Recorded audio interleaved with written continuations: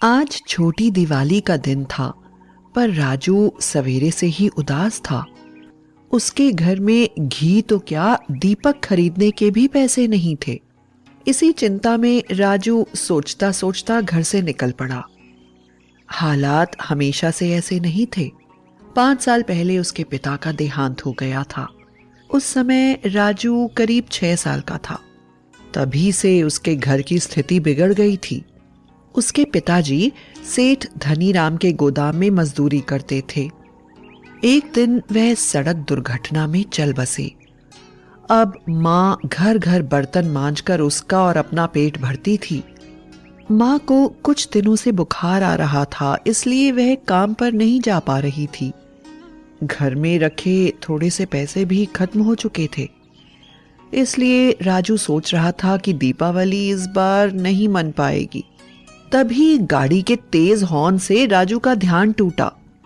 उसने देखा कि वह घर से काफी दूर निकल आया है। यह तो शहर का सबसे धनी इलाका है। शाम ढल चुकी थी।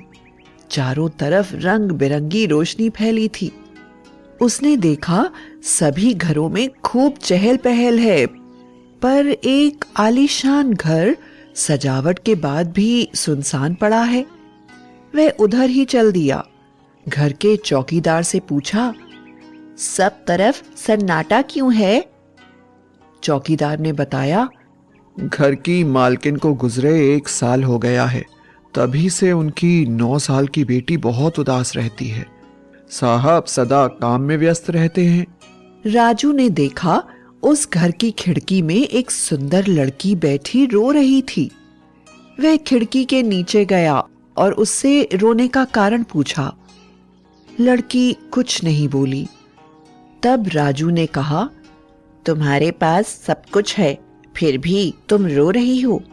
मेरे पास ना तो कपड़े हैं, ना खाना और ना दिवाली मनाने के लिए पैसे, फिर भी मैं कभी नहीं रोता।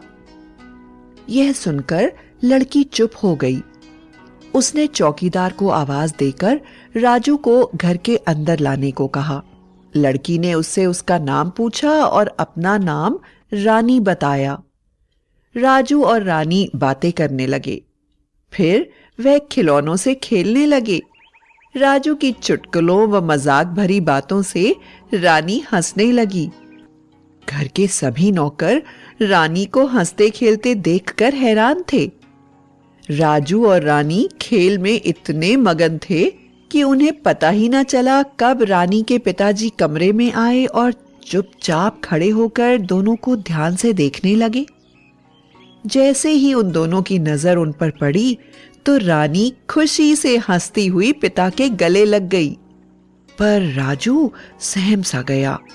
वह डर रहा था कि रानी के पिता उसे घर के अंदर देखकर डांटेंगे, पर ऐसा कुछ भी नहीं हुआ।